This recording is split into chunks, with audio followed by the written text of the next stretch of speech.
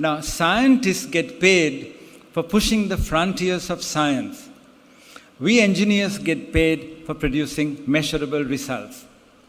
So I'm going to look at HR from a zero-based perspective, purely from a practical, result-oriented perspective.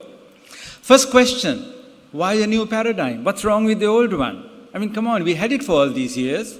So the first question people ask me is, come on, Asoka, what's this talk about a new HR paradigm? So now the answer to that question is, how effective has it been? Now, the KPMG 2012 Global Survey, Rethinking Human Resources in a Changing World, gives some pretty shocking information. They talked to 418 executives in diverse industries in Asia Pacific, Europe, North and Latin America, and only 17% said his HR is demonstrating its value to the business. 83% said HR is not delivering value and it's a waste of money. So it sounds as if we are not as successful as we would like to be and as we should be, especially when the world is changing rapidly. So what I'm going to do is to lead you through a zero-based analysis. How are we going to create a new HR paradigm? What are the key insights? Now, as engineers, before we build something, we gather basic information.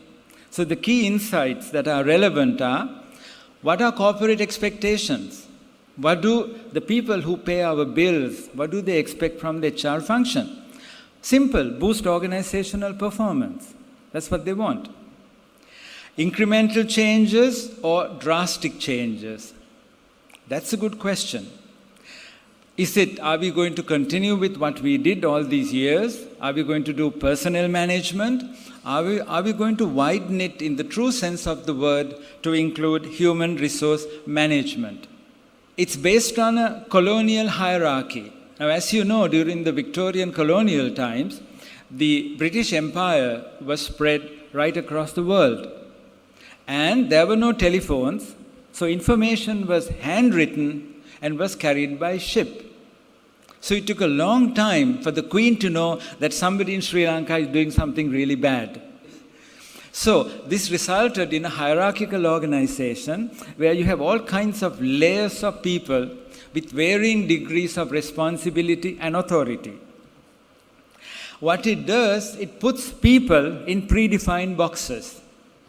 So a key insight, competencies that served HR well in the past won't be enough to propel it into the future. As Henry Ford said, the future ain't what it used to be. The future is not a linear extension of yesterday and today. We have no idea what the future is going to hold for us. So while I was active in the corporate sector, becoming qualified as a chartered engineer, getting a doctorate in business strategy, I was very interested in things like the Oriental martial arts, meditation, and things like that. So over the past 40 years, I have collected together a lot of tools which I think is very relevant to this concept of human potential development as opposed to human resource development. One of the greatest inscriptions I have ever read is this: know yourself and you will know all the mysteries of the gods and the universe. These are very old inscription, Temple of Delphi in ancient Greece. This is the foundation for me of human potential development. It's all inside us. And where are we looking? Outside us. Then there's another interesting thing. Now again, being a scientist, I wanted something a little more tangible than what was in an old Greek temple. So I found there's a guy called William Fowler. William Fowler won the Nobel Prize for one of the most amazing discoveries I have ever come across. He got the Nobel Prize for a thesis called Synthesis of the Elements in the Stars. He found that we are made of stardust. In technical terms, all the heavy molecules in your body, calcium, carbon, iron, zinc, whatever else you have, cadmium if you've been using contaminated food, they were not forged in this world. They were forged in the stars. So if you think for a minute, you're made of stardust. You have tremendous potential, limitless potential. Very encouraging, isn't it? The way some people behave, you think they are made of sawdust. So part of human potential development is to turn these people made of sawdust into people made of stardust. Let's see how we can do that. So human potential development, this is my formula for success. Human potential, which is limitless, what you were born with, minus all the limitations that you put into you haven't put them into your head, your parents and your teachers put these programs into your head, equals success. Now the good news is that human potential is limitless. And you can get rid of all the self-imposed limitations. So you can reach the highest level of success that you can imagine. For me, that's a very simple, practicable formula. And that's what I'm going to work on in developing this new HR paradigm. So what potential were we born with? So when a baby is born, we have no idea what this person is capable of. If there were an instruction manual, we would know. Now the sad part is your parents don't know and your teachers don't know. So one of my questions is, what is the starting point? What potential were we born with? So now comes the question, the second part. How do we architect winning organizations using this limitless potential that we were born with? Now sports provides a very good metaphor. I love sports, so I learn a lot from the sports. So can we produce corporate players to win under no matter what condition? This is the real challenge facing HR. Because as you know, organizational success depends on people. So we need a breed of superstars who can take any organization to the highest level of success no matter what happens. Exciting, isn't it? Let's see how to do that. What does winning require? What does the word winning mean? The best insight comes from Wayne Gretzky. Wayne Gretzky is considered the greatest ice hockey player ever. He says something amazing. He says, I skate to where the puck is going to be, not where it is. So now, what relevance does ice hockey and Wayne Gretzky have for business? A lot. Good companies succeed in existing markets. That's like the players who are following the puck. Great companies create new markets, like blue ocean markets. They prepare for success in future markets. So there's a fantastic analogy between what Wayne Gretzky said and the kind of dilemma that we are all facing in order to architect winning organizations.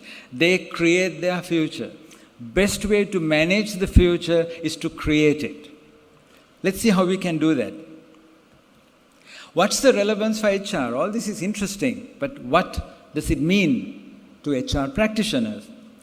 Good HR produces people who consolidate present successes. Great HR produces people who create future successes. We are very good in the first part, but we haven't really thought about the second part, have we? This is the challenge that HR has for architecting winning organizations. Winners who can drive corporate success no matter what. That's the challenge we have. So, when I think about it from an engineering point of view, I see that victory has two components. One is the wisdom, knowing what to do next. You see, winning shots are placed in such a way that the opponent can't return it. So the wisdom in knowing what to do next is a key component of success in sports and in business. The second thing is knowing how to do it. If you have the wisdom, but you don't know how to do it, that's not going to work. So for me, these are the two vital components of success. Applies to sports as well as corporates. This means I have come up with a new model for performance. I call it the wisdom skills matrix. The wisdom skill matrix, wisdom is knowing what to do next. This is complicated. No computer system, no amount of mathematical analysis can tell you what the economy is going to look like next month, next year. So we need something new in order to develop this wisdom. Skills, once you have the wisdom, if you don't have the skills, you're not going to get anywhere. So, in this matrix of performance, the winners are the ones who have the wisdom and the skills, obviously. People with a lot of skills but little wisdom are usually new recruits. They need to develop their soft skills. The older people, they have the wisdom but not necessarily the soft skills. For example, related to IT. I have noticed that this matrix applies to people as well as organizations. Now, it provides a model for people development. This is a very practical engineering mindset-based model, something that works, something that's not too complicated. Wisdom is mainly soft skills. What are the soft skills? Intuitive, emotional, attitudinal, behavioral, and interpersonal.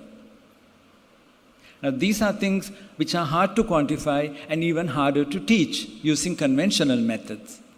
Skills are mainly hard skills. What are those? Work-related knowledge, skills, tools, and processes. We are pretty good with that. The entire education system, the entire certification system rewards you for the hard skills. So what happens is, these children, what we had, the incredible power we had as children, as time goes on, gets limited to hard skills. And that's why we are not able to manage change. That's why managing change is a big deal. It shouldn't be a big deal. Children do it very well. This is also in line with the 2012 SHRM competency model for HR. It said knowledge plus behavior equals success. I like that. That makes to me a lot of sense. So what's the relevance of this matrix to business? Without wisdom, a company can address wrong issues, solve irrelevant problems, and fail to harness its superior attributes. Examples? Yes, Nokia. Did you know that Nokia had a touch phone long before anybody else did? But their marketing gurus said, no, that's not going to work because there's no tactile feedback. You can't use research to drive innovation. No way. That's at least my engineering type conclusion. Another very good example, Sony had a tremendous array of digital devices in 2003, but it didn't connect them to the internet. If they did, they would be far ahead of Apple today. Why? Because they didn't have the wisdom. Apply this to any organization. Why was Nokia, a company that made snow tires in the Arctic region, suddenly how did they become the number one in the mobile phone market? They had the skills and the wisdom. How did they lose it? Because they had the skills but didn't have the wisdom.